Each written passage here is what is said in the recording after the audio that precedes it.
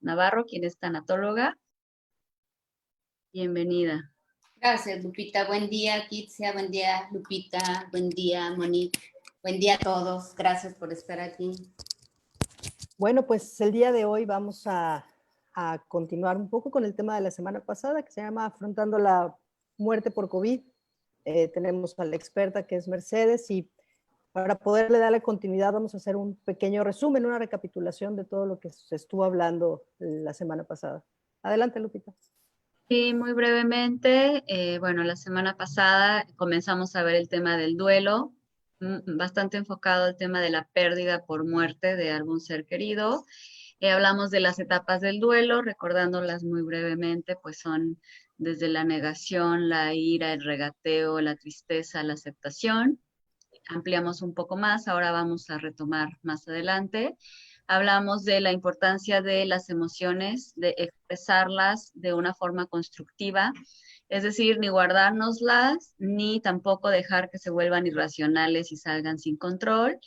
Y hablamos del proceso de duelo en general, de cómo no es un proceso lineal, es decir, no es que pase uno a la siguiente etapa y ya la anterior quedó resuelta, sino que a veces sentimos que avanzamos, otras veces sentimos que volvemos a una de las etapas, a veces nos sentimos mejor, otras veces estamos más atrás.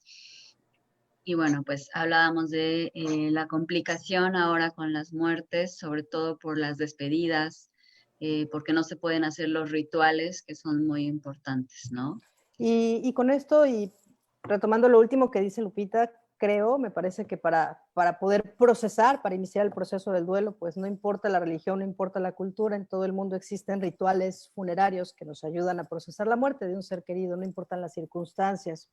Y creo que nos quedó un poquito pendiente platicar de esto la semana pasada. Entonces, Mercedes, si nos pudieras platicar un poco sobre todos los rituales funerarios, por qué son importantes y cómo los podemos vivir ahora que pues no se están llevando a cabo.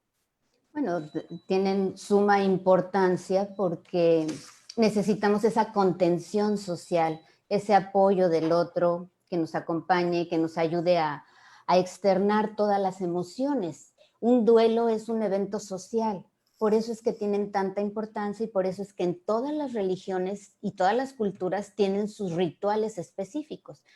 Sin embargo, ahora con el coronavirus, pues no está permitido esto. Sabemos que estamos muy limitados, no hay unos rituales, no hay una despedida del ser amado, ya no lo puedes ver, no lo puedes tocar, no lo puedes besar.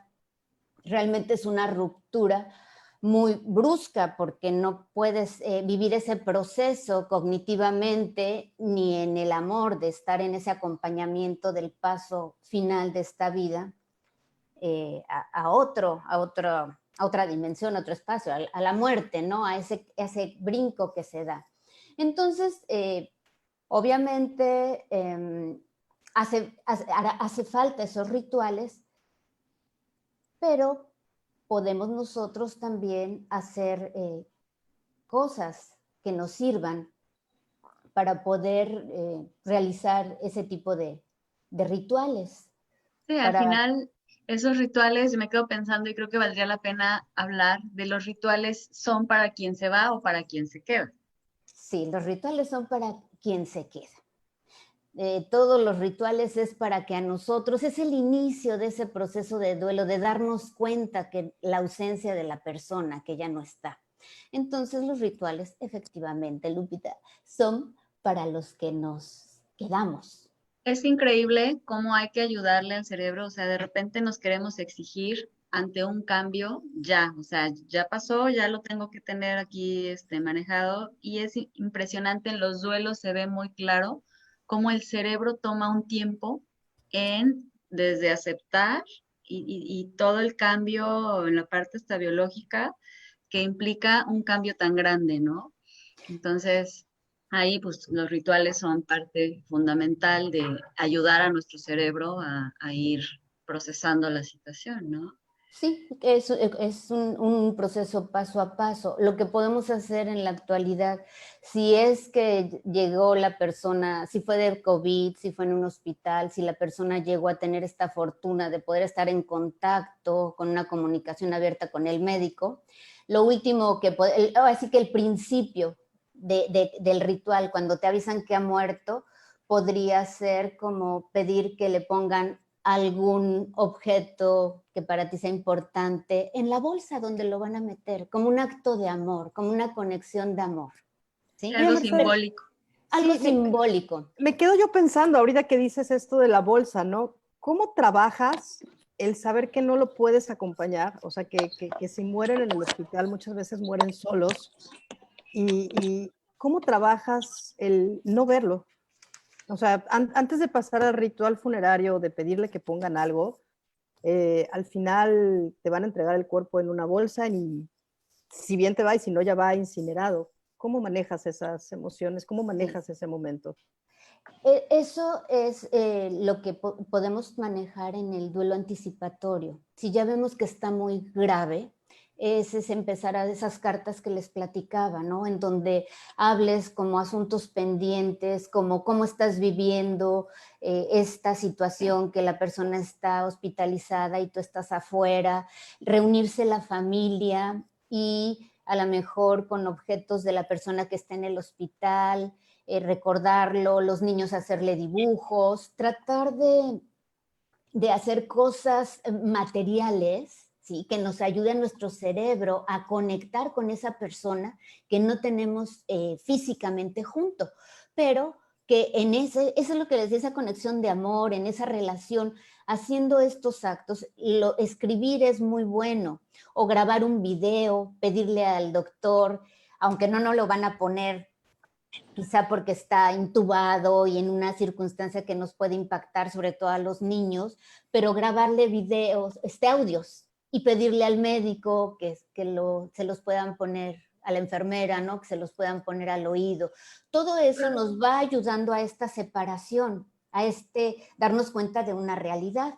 Creo que es fundamental, o sea, me quedo pensando, yo creo que no, esto que dice Kitia, yo creo que no debería estar permitido incinerar antes de que alguno de los familiares lo observe justamente por la parte familiar y que tiene que ser, eso te da una claridad respecto de lo que está pasando y de otra forma, la verdad es que el cerebro se queda pues con esa incertidumbre de pues dicen que pasó, pero yo no lo vi, ¿no?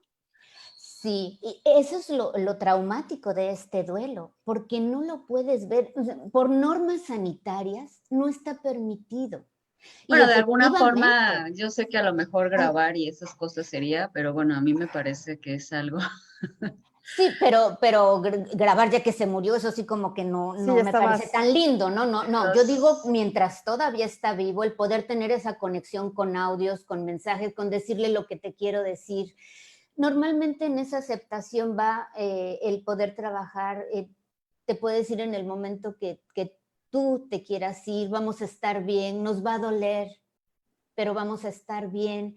No podemos estar junto a ti físicamente, pero desde el corazón estamos contigo. Ese tipo de audios nos sirve porque es un hecho que no lo vamos a poder ver y efectivamente cuesta mucho trabajo para nuestro cerebro procesar cuando no hemos visto el cuerpo. Es como podríamos decir que es como los desaparecidos, ¿no? Nuestro cerebro nos juega tan chueco que vemos la bolsa, no nos enseñan su rostro y podemos decir, ¿será el que está ahí? A lo mejor no era.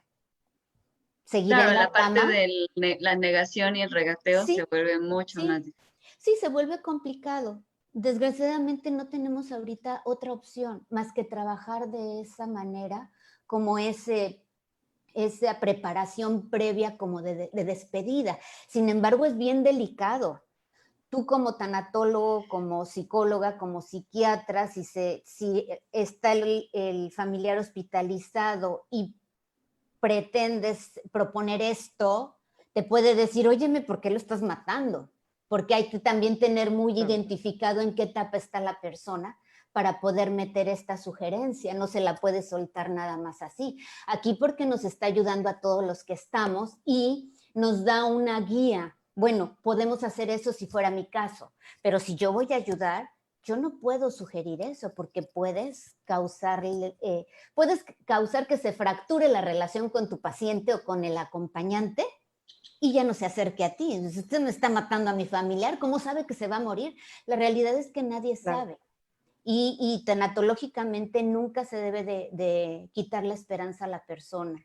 O sea, no sabemos, ¿no? Es probable, pero nadie sabe si va a salir o se va a morir, o en qué momento.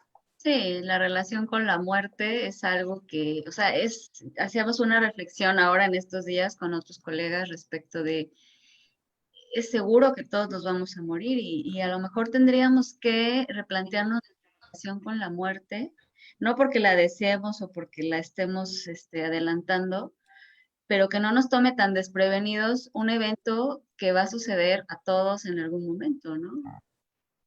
Sí, sí, esa preparación. Preparación. Sí. Preparación, algo para lo que en realidad no estamos preparados con pandemia o sin pandemia. Así ¿No? es, porque Tengo una amiga tanatóloga muy querida, ¿no? que siempre dice, es que el hecho de respirar ya es un duelo, ¿no? Cada que tú respiras vas perdiendo un segundo de vida, y es cierto, pero nunca somos conscientes de ello.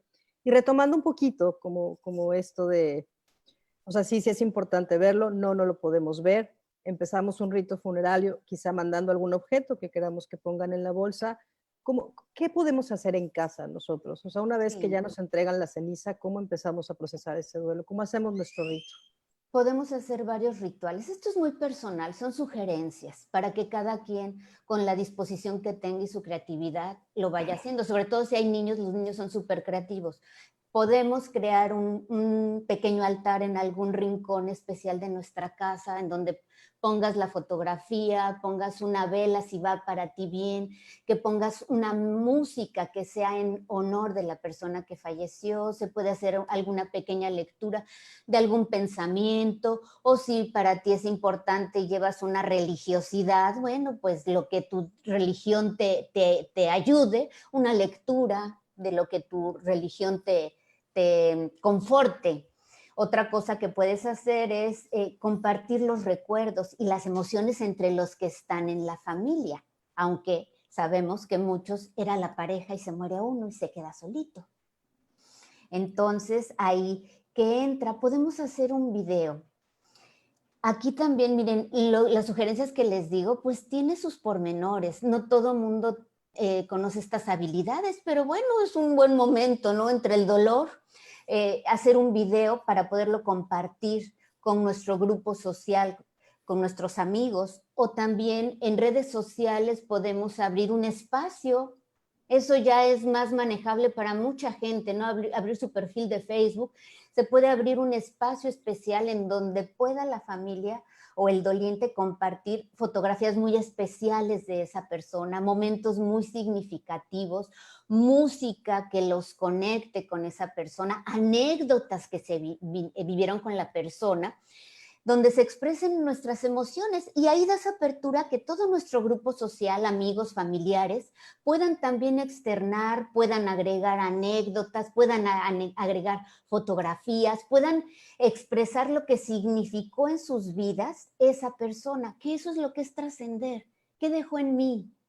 Esa sopa tan rica que hacía, ¿cómo me acuerdo que la saboreaba? Pues esa es la trascendencia de la mamá, ¿no? Claro, Esa claro. sopa tan sencilla, eso es trascender. Se trata de poder crear un espacio en donde podamos expresar sin miedo nuestras emociones. Los Nuestros, momentos lindos también, ¿no? sí, sí, todo lo que sentimos, todo esto rodeado por el cariño, por la comprensión de estos familiares que pueden estar en esa red social o al otro lado de la pantalla, en una videoconferencia, No es por que la el tristeza ya nos teléfono. tenga que inundar a todos. No, no, hacer esto que les sugiero de compartir un video, fotografías, abrir un espacio, nos ayuda a sentir a sentirnos comprendidos, a no sentirnos solos. Ahora, acuérdense que todos vivimos el duelo de una manera diferente. Entonces, quizá la persona, el doliente principal, no se sienta con el ánimo de crear esos espacios especiales o esas sugerencias que yo le estoy diciendo. Y también está bien.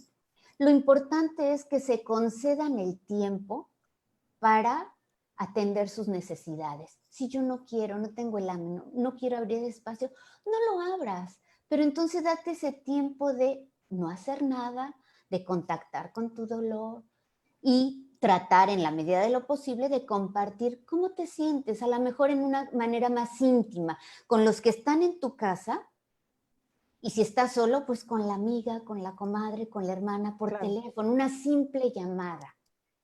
Claro, claro. Entonces, pues yo creo que esto nos puede ayudar a muchos. Ahorita que dijiste vida espiritual y con esto cerramos un poquito, escuchaba una conferencia hace no mucho tiempo del rabino Jonathan Sacks, que es un filósofo moderno, al final contemporáneo, ¿no? Y entonces a él le preguntaban que cómo se manejaban las pérdidas, que cómo se manejaba esto cuando no llevábamos como una vida espiritual. A lo que él respondió que la música, sobre todo regresar a los grandes clásicos, es una máxima expresión del ser humano, del alma del ser humano, y que eso contrarresta o nos aporta como una vida espiritual sin necesariamente estar en un contexto religioso. Entonces, bueno, ahí les paso el tip del rabino Jonathan Sacks. Y algo bien importante, ¿no? Y la semana pasada surgían como muchísimas preguntas relacionadas a otros tipos de duelo que estamos viviendo, y no solamente el duelo por perder a alguien conocido o algún familiar, sino el duelo que estamos viviendo por nuestro día a día, el duelo de haber perdido nuestra rutina, el duelo de haber perdido el trabajo, el duelo de haber perdido la estabilidad económica. Al final son pérdidas y son duelos. Entonces, la libertad de ir a donde quieras, a la hora que quieras, de ver a tus familiares, a tus amigos, de salir a pasear.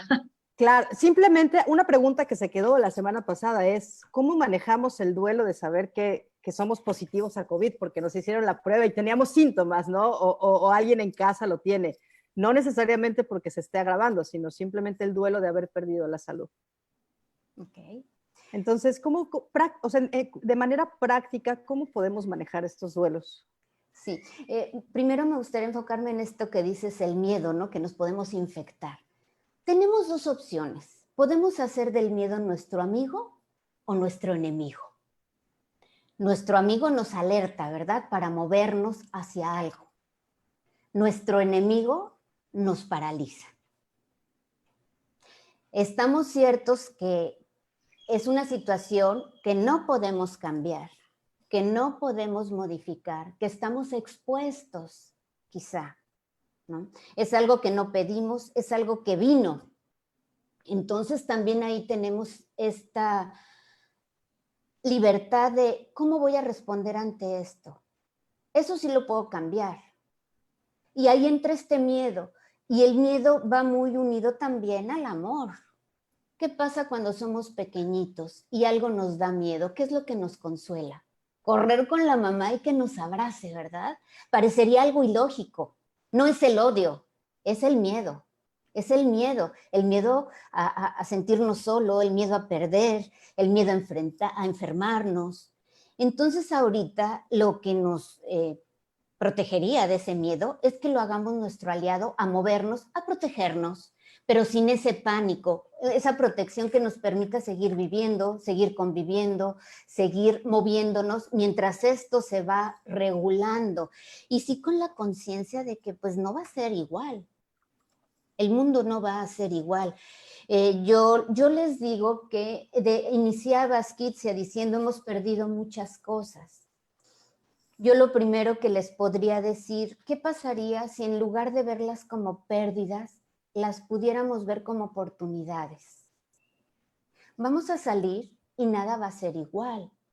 Tenemos que transformarnos, tenemos que reinventarnos. Sí. ¿Sí? Es que, o sea, todo esto que estás comentando, yo lo voy como procesando en mi propia experiencia y de con quienes me rodean. Y es muy cierto, o sea, definitivamente he encontrado oportunidades y decir, wow, o sea, como ya me tengo que guardar más temprano, me estoy durmiendo más temprano, entonces estoy descansando mejor, estoy conviviendo más con la familia, o sea, esa parte es muy cierta.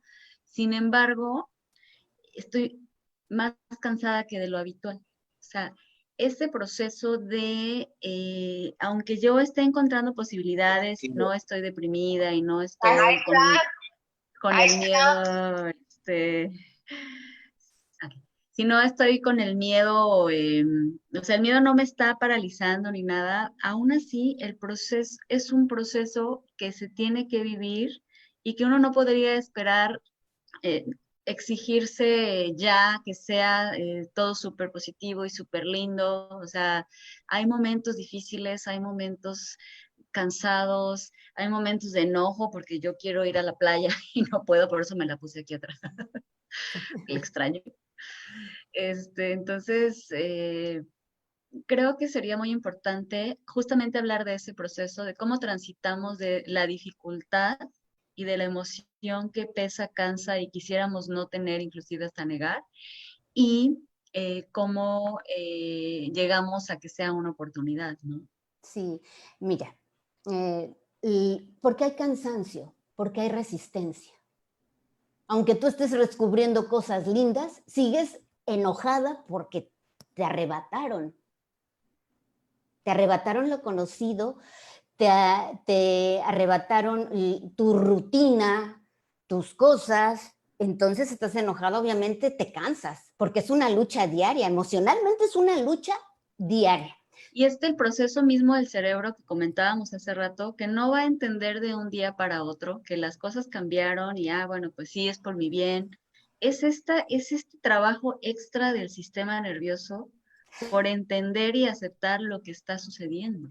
Sí, Lupita, porque acuérdense que estamos en un duelo, en un proceso de duelo, que un proceso de duelo no se resuelve de un día para otro. Por eso es proceso, lleva un caminito en donde tienes que vivir ese dolor de lo perdido para llegar a una aceptación. Ahorita que Kitsia mencionaba esto de la espiritualidad, la realidad es que es la base. Este tiempo de transformación, yo creo que nos está invitando a conectar con esa esencia del ser humano, con nuestro interior, ¿sí? Volver a nuestro origen. Nuestro origen es esa esencia de seres humanos. Nos estamos movernos hacia nuestro refugio, que es dentro de nosotros mismos. Y para cada quien va a ser algo diferente también lo que representa ese refugio.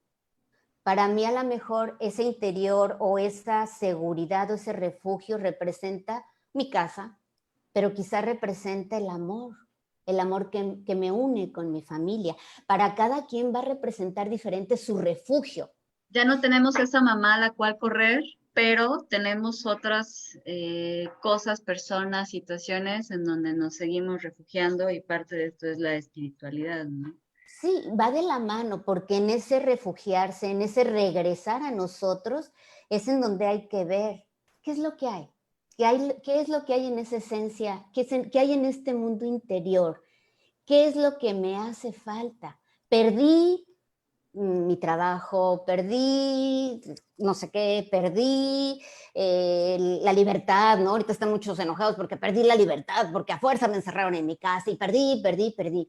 Entonces, como yo empezaba, si les quitamos pérdida y lo vemos como ganancia, primero pensar en ese interior, darnos cuenta de lo que más bien habíamos perdido. Porque este ¿Sabes? tiempo nos está dando permiso para reconectar con lo que habíamos perdido que no nos habíamos dado cuenta, como Pero es si hay un conflicto ahí y yo he estado viendo algunas personas que justamente tenerse que quedar en la casa y observarse y observar eso que en la cotidianeidad no tienes tiempo y corres y haces, eso ha permitido, y lo voy a poner en términos de oportunidad, como tú lo dices, eso ha permitido observar emociones que estaban ahí y con las que ya llevábamos batallando un buen tiempo, situaciones en ese interior, ansiedad de tiempo que yo ni siquiera había observado o no quería ver o no podía, y ahora ya no me queda de otra porque no hay para dónde voltear. Y bueno, obviamente resultan procesos muy atemorizantes y en ocasiones muy intensos que son dificilísimos de controlar porque no podemos hacer ejercicio, que es una forma en la que nos puede ayudar. Ahorita no se puede, no podemos hacer muchas cosas. Entonces, ha sido la oportunidad de muchas personas de empezar a trabajar eso que no habían visto y bueno. recurriendo a la parte profesional que ha sido muy útil y a mí me encanta porque esa posibilidad de que las personas puedan darse cuenta, un poco como lo platicamos acá, de que ya estaban medio mal parados, pero pues lo lograban y con este empujoncito se dieron cuenta que no estaban tan bien como ellas hubieran querido y al trabajarlo pueden entonces ahora sí hacerse cargo de eso que los estaba vulnerando y como una espinita que sabes que tienes, pero como que no te afecta mucho, pero ahí la traes. Sí, es esa oportunidad. Es como cuando cambiamos de residencia o remodelamos la casa. Se cayó la casa. O decidimos remodelarla, no se cayó, decidimos remodelarla. Se vuelve nuestra casa un caos, ¿verdad? Cosas amontonadas, polvo, no hay por dónde pasar. Entramos en caos, entramos en un momento de mucho caos, se genera el caos. Pero ese caos nos va llevando al mismo tiempo a descubrir hacia dónde vamos. Ah, mira, pues esto que me está estorbando aquí va hacia allá. Esto lo voy a colocar aquí. Ese caos nos permite ver hacia dónde voy. Claro, pero a ver, yo creo que aquí hay algo bien importante, ¿no? Partimos cuando hay una buena resiliencia. No siempre tenemos como la habilidad para nosotros mismos empezar como a poner en orden esas cosas o toparnos con ese caos. Y a veces ver ese caos nos hace más bien huir de él en vez de ocuparnos. Creo que ahí es un poco donde entra lo que siempre he dicho, ¿no? O sea, si de pronto en esto que estamos viviendo nos damos cuenta que estamos en un caos y que no encontramos por dónde empezar a ordenar las cosas o que nos empieza a sobrepasar nuestras emociones, levantar la mano y pedir ayuda, ¿no? Porque no tenemos, no todos tenemos esta capacidad para empezar a ordenar el caos. Sí, Sí, nosotros lo estamos hablando así de, perdón así de fluido, porque lo llevamos estudiándolo y tomando terapias y tomando cursos, o sea, y esa es la parte muy linda de lo que puedes lograr, pero son herramientas que las personas en lo cotidiano no tienen ni tendrían por qué tener, porque ellos son expertos en otra cosa y si yo necesito a alguien que me haga un closet, pues voy a ir con el experto que sabe hacer closets y no quiere decir que yo sea menos o que yo no esté mal porque no sé hacer otra cosa, ¿no? sí, ahora todo yo lo que hablo estoy refiriéndome a un duelo normal. Un duelo normal es una persona que tiene una estructura de personalidad con las herramientas que las va a descubrir al ver el caos, van a aflorar. Ahora, no todos, como dice Kitsia, no todos tienen esta estructura de personalidad, ya tienen ahí, andan cojeando por algo o necesitan la ayuda. Es cuando hay que pedir esa ayuda, un psiquiatra, un psicólogo, un terapeuta, ver cómo me puede ayudar porque siento que me estoy asfixiando en este duelo, en esta pandemia. No sé para dónde voy, veo todo negro, no veo una lucecita que me agarre para salir adelante. Pero ahí ya hablamos de duelos complicados. O de procesos depresivos ya como tal. Sí, son duelos que podemos decir encapsulados en donde tiene mucho componente el tipo de apego con el que crecimos. Ahorita que decías, Lupita, yo misma voy descubriendo cosas que no me gustan, pues precisamente ese viaje que les invito al interior, que es lo que deberíamos de hacer, pues nos da miedo descubrir muchas veces qué hay ahí, qué he hecho o qué me he dejado de hacer, qué he omitido. ¿Y Sí. cuál va a ser el primer desafío, el principal desafío? Aceptarnos tal como somos. Y ahí a lo mejor entra un poquito esto de nuestra fe. Suena fácil. Es confiar, Lupita, es confiar, es confiar. Y no lo digo como religión, pero si nos vamos y tomamos la filosofía de la religión católica, una frase que decía, ama a tu prójimo como a ti mismo. O sea, Quien yo, llega a nuestra sí. casa, ¿cómo lo atendemos? Y No es algo que todo. para quien tiene una base Mm. religiosa, o sea, a lo mejor esa mamá, y me quedo pensando en esa metáfora tan linda que hiciste de la mamá a la que uno corre, y que puede ser si tú tienes una religión en donde tienes una base, una fe grande, pues esa es como tu mamá a la que corres, ¿no? Pero a lo mejor te das cuenta que no tienes esa parte y que pues sí has podido salir, pero que en un momento de vulnerabilidad te está costando trabajo, y yo creo que eso es como algo muy, muy común. O sea, el Sí, es que batallar, ¿o ujú. tú qué piensas, Kitty?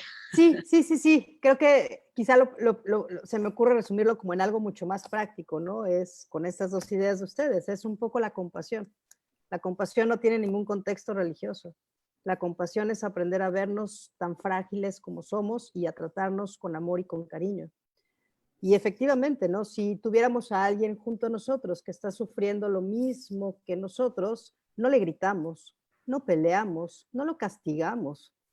Y si tenemos esa habilidad para hacerlo con alguien más, incluso desarrollando una empatía, pues lo podemos hacer para con nosotros mismos. Entonces, creo que es como la palabra, ¿no? El ser compasivos. Tenemos por aquí una pregunta. eh, Dice, buenos días, lo que más noto y siento en los padres de familia de mi escuela es ansiedad. Se les sugiere respirar de manera consciente, tener una rutina, hacer ejercicio, orar o meditar o algo más. Sí, Todo, todo sirve. todo Sí. sirve y cuando ya no sirve, o sea, cuando no es suficiente, o sea, todo eso está muy bien, pero hay otras opciones, como decía Kitsi hace rato, o sea, si de repente ves que esto no le estás encontrando pies ni cabeza, sobre todo, bueno, cuando está uno solo es importante, pero cuando tiene uno la responsabilidad de un hijo en la casa de cualquier edad, es mucho más importante porque a ti te toca como papá tu proceso y el de ellos, ¿no? El de ellos adaptado a su edad, a su proceso de desarrollo, a sus propias situaciones. Ahí se hace evidente la dificultad en las relaciones que antes a lo mejor no se veía porque convivíamos poquito tiempo y ahora están saliendo chispas de alguna forma.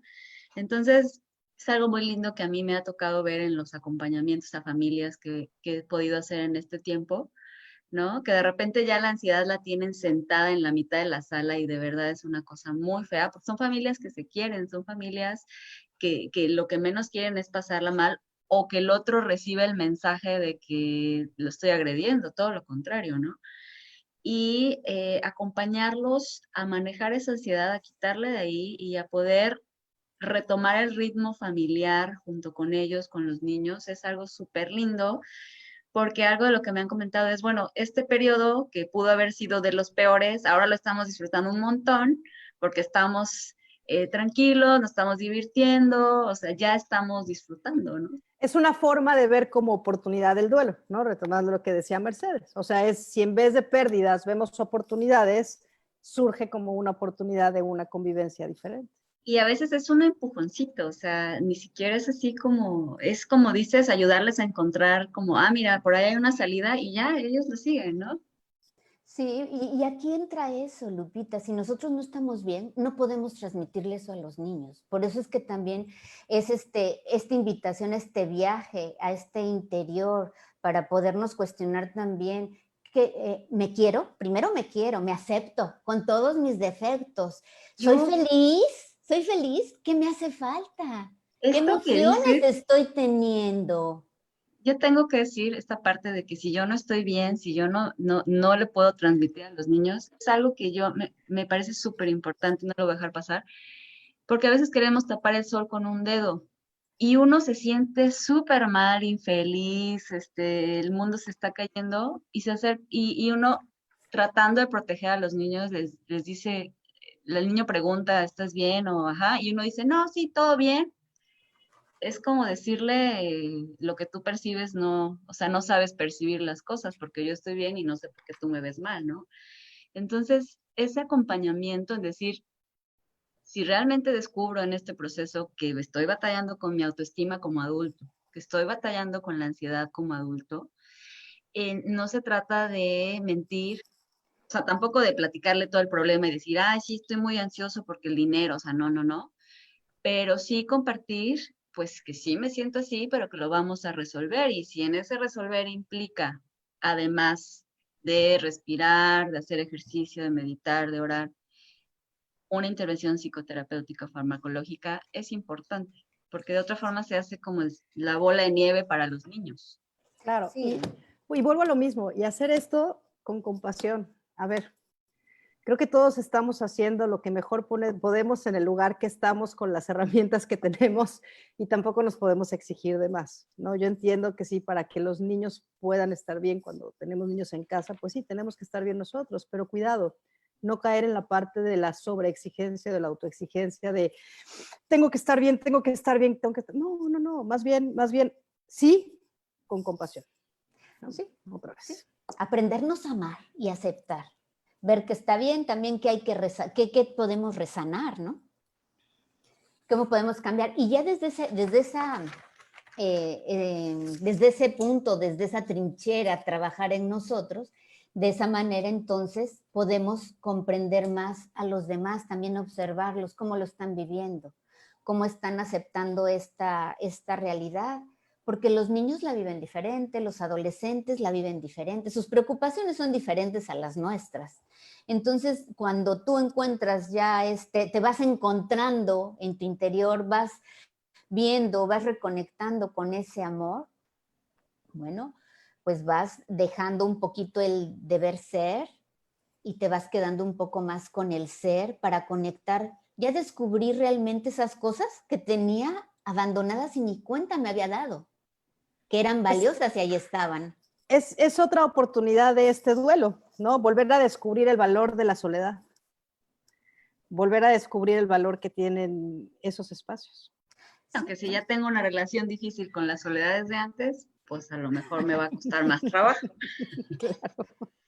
Amigarme con ella, pero bueno, es una oportunidad muy valiosa y muy importante. Yo quiero como resaltar esta parte de las familias y de los papás y de la expresión de los niños, o sea, la parte de la irritabilidad, del enojo, del aburrimiento, son de los berrinches. Si esto está aumentando de una forma significativa, son sus formas de ellos de decir, no estamos bien, yo no estoy bien y no sé cómo decírtelo.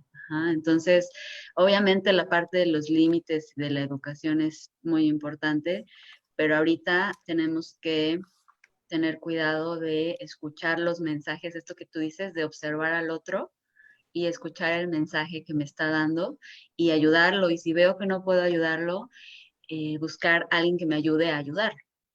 Sí, sí, en esta paz, sí puede, o sea, cuando empiezas tú a estar más equilibrado, claro que puedes tú conectar con los que te rodean y cómo están viviendo y cómo poderlo ayudar. Y como tú dices, y si no lo puedo ayudar, bueno, pues acercarme a un profesional y que me ayuden a ayudarlo.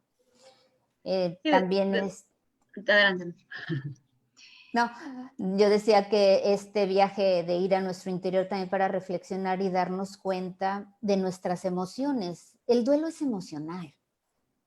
Entonces, hay que aceptar esas emociones que estamos viviendo, hay que reconocerlas, por qué me mueven, qué significan, qué me dice cada emoción y también saber pedir lo que vamos necesitando. Cuando tú Sí, entras... como no pensar que porque uno pide, porque uno necesita, es que uno está ya muy mal. O sea, al contrario, cuando uno pide lo que necesita, pues esa es una señal de que sí estoy en la realidad de darme cuenta y de resolverlo. De otra forma, y medio lo voy tapando y... Sí, la simpleza de un abrazo, ¿no? A lo mejor el hombre de la casa está en su papel de muy firme y se da ese viaje a su interior y tiene mucha tristeza y se siente solo. Y a lo mejor él descubre que tiene necesidad de ese contacto, de un abrazo cálido, ¿no? Y entonces la esposa pues necesita un abrazo. Y el no tener esa posibilidad por formación, por tradición, por situaciones anteriores, hace que esa tensión, ese malestar se eleve muchísimo y ahora ya se está hablando dentro de la comunidad de salud mental, pues del incremento en situaciones de salud mental hacia la depresión, hacia la ansiedad, hacia las autolesiones, hacia los intentos de suicidio inclusive, ¿no? Entonces, sí, el camino hacia allá es justamente el no procesar, el no saber pedir, el no hacerlo. Ujú. Entonces, yo me centro mucho en la parte de los niños, de que sí estemos observándolos y teniendo mucho, mucho cuidado de qué está pasando con ellos, porque si a los adultos nos cuesta trabajo pedir, es probable que a ellos les cueste más trabajo y que estén sufriendo y aguantando pues demasiadas cosas, ¿no? Y que no lleguemos al límite de la gravedad para empezar a ayudar. Pues creo que este es un tema que nos da para mucho más y nos podríamos extender y extender, extender. Abrimos las preguntas. Si alguien tiene dudas, preguntas sobre el duelo. Sé que se quedaron preguntas pendientes la semana pasada, ya respondimos algunas de ellas durante esta charla, pero si tienen dudas, adelante. Comentario. Hay una manita levantada. Hay una manita levantada de iPhone, sí. Adelante. Adelante, ya te abrimos tu micrófono. Ok, bueno, pues nada más felicitar a Meche, a ti, Kitsia, a la doctora Lupita. Muy interesantes sus comentarios. Yo creo que es una situación muy, muy difícil para todos, vernos privados más que nada de nuestra libertad, pero pues con estos consejos, con estos tips y pues obviamente con las características individuales de cada persona, pues estaremos poniendo de nuestra parte para sobrellevarlo de la mejor forma. Y sí, yo creo que si para nosotros es difícil, pues para que los niños lo entiendan, lo comprendan, yo creo que ahí sí todavía es más difícil podérselos explicar, pero pues muy agradecida por la plática, muchas felicidades y pues muchas gracias a las tres. Muchas gracias. Gracias por acompañarnos. Gracias. Sí, que es todo esto sume para todos ustedes y pues para todos los ambientes y así empezamos a hacer una colaboración con nuestro entorno, ¿no? Sí. Bueno, si no hay más preguntas, a mí me gustaría como redondear, ¿les parece bien? Sí. Adelante. Me gustaría pues podría ser como recomendación o sugerencia. ¿Qué nos va a ayudar? Dejar de tener expectativas. Tenemos que aprender a viajar ligeros, no cargar con mucho. Ahí viene también que antes ya hicimos un trabajo de prioridades. Entonces, dejar de cargarnos de todas estas expectativas que muchas veces pues no nos llevan a ningún lado, y en ese reinventarnos, obviamente que viene el miedo también, no nada más el miedo por salir y contagiarnos, pero en esta transformación, este reinventarnos, claro que viene el miedo a lo desconocido, al que no sé para dónde voy. Yo les invito a que se pregunten, ¿qué es lo peor que me puede pasar? Y que nos animemos a experimentar la vida como la encontremos. Si nos falla, pues no importa, lo intentaremos de otra manera. Pero sí en eso, o sea, ¿qué es lo peor que me puede pasar? De verdad nos tenemos que atrever. Ahorita yo ya conozco más de 2, 3 gentes que su trabajo principal era X cosa y por las circunstancias, pues chao, bye, ¿no? Tengo carrera, profesión, especialidad y pues ni modo. Estoy vendiendo carne. ¿Pero qué crees? Que ya encontré una super distribuidora que me trae muy buena carne y ya tengo clientes de negocios al público y particulares. Bueno, yo no estoy diciendo que sea lo ideal, pero pues tenemos que reinventarnos y experimentar para dónde, ¿verdad? ¿Para dónde voy? ¿Para dónde puedo ir sin expectativas? No, y que se puede ser feliz a pesar de todo, a pesar de que no tenga la profesión, a pesar de que no puedo ir a donde yo quiera, digo, amigarnos con esa incertidumbre, ¿no? Sí, y sobre todo en este atrevernos, es que puedo aportar también a los demás. Yo planteé la pregunta, quizá es, ¿qué es lo que este momento pide de mí? Sí. ¿No? Porque a veces, o sea, ¿qué puedo hacer por los demás? Terminan siendo de pronto, no digo que sea malo, al contrario, el altruismo sabemos que ayuda y ayuda muchísimo a nuestra salud emocional en todos los sentidos, pero a veces no sabemos cuáles son las necesidades de los otros y de pronto metemos la cuchara donde no tenemos que meterla. Lo cual, digo, no es que sea malo como el acto de altruismo, ¿no? De querer ayudar y querer hacer algo por los demás, pero quizá valga la pena partir primero por nosotros, ¿no? ¿Qué es lo que este momento me pide de mí?